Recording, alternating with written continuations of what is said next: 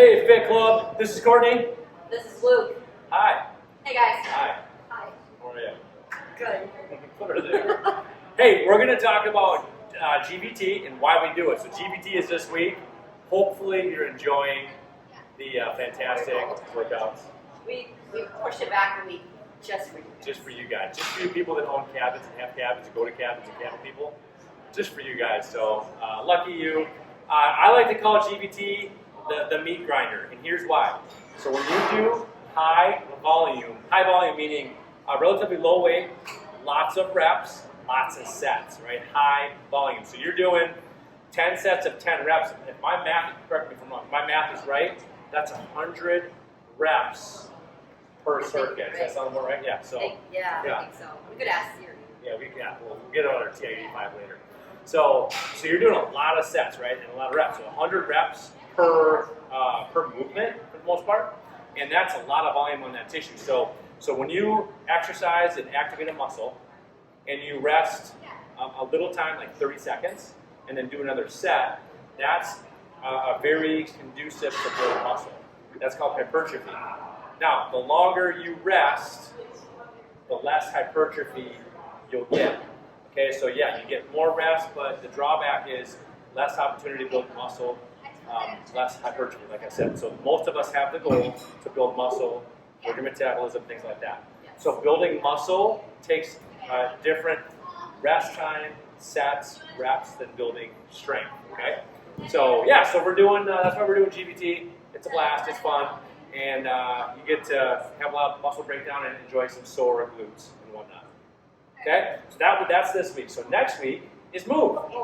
Now, due to popular demand, we are going to do move a very similar format as last time. Okay, but we're going to do a push-pull format for like we do traditionally.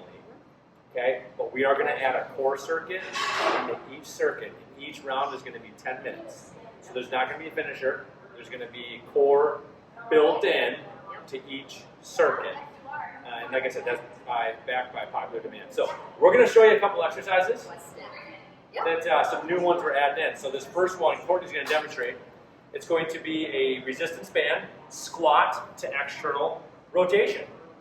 Okay, so now, life, chairs, school, college, desk job, okay? Those all give us lots of internal rotation. Gravity gives us internal rotation. So if we are internally rotated, what should we do to help with that? Externally rotate. Nice job. Okay, so Courtney's going to hold her arms, okay, at a 90-90 here, and the band is in front, and she's statically externally rotating. So she's working some of her external rotators just by standing here, okay? So now she's going to do a squat, 2, external rotation. Squat to external rotation. Squat, and just make sure we're in the shot here. Good. So now, make sure you hold your chin up. Okay? So squat to dropping the wrist down. And what you want to do is you want to think about like a goalpost. Okay? This line is a straight line from elbow to elbow. And that's our pivot point. Okay? So squat, up, externally rotate. So her upper arm bone, her humerus here is staying basically in the same spot. It's just rotating down and rotating back up. Okay? Anything else on that one? It's going to burn. It's going to burn. It's going to burn your external rotators. Get ready for that. And that's the big sexy thing now is people working on their external rotators. So you just wait. That's happening. Speaking of new age workouts, we're going to do a B stance lunge. Frame it up here. Okay, now, so she's going to just put up a kickstand. So the active leg is this leg, her right leg. Her kettlebell, her 52-pound kettlebell is in her right, 53, excuse me, is in her right hand. So right leg down, right hand kettlebell, left leg kickstand. So the kickstand is just right past your heel, basically. The further back that leg goes, the more stability she has. Okay, let's do this. First movement, knee forward, foot stays flat. You can almost tap the ground. So the goal is to, there you go, good. So tapping the ground just a little bit with that kettlebell. That'll get you full range of motion. Okay, but like I said, the active leg is this right leg, so she's working that right glute. Right, Courtney? Yep. Okay, notice she's touching the kettlebell right next to her foot. Not on the foot, right next to it.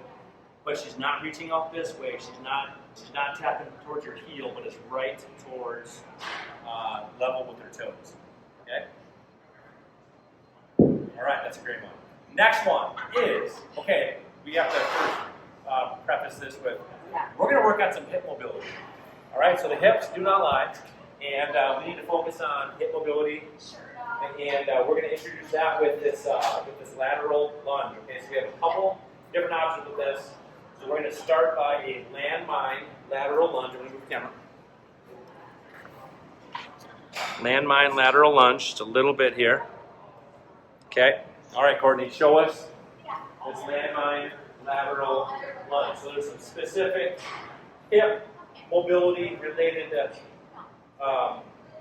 different tweaks on this we're going to focus on. So, all right, so this is level one. Level one is going to be driving laterally, so her feet are opened up just a little bit. Her toes are not straight forward. She's opened up her feet just a little bit. Okay, and she's going to try to drop the hip below the knee. So left hip below the knee. We're going to go repeats on that same side. We're not going to alternate. We're going to go into that same side. Okay, now to take this a step further, okay, the goal is, Courtney's giggling, is we're going to try to drop the hip lower than the knee, and watch what happens with this other foot. She can open up this other leg just like that. Okay, her heel popped up. Just that was really good. Nice job. So her heel popped up a little bit, which is okay. It happens. Oh, then another good one. Nice job. So now, that's full range. That's full range.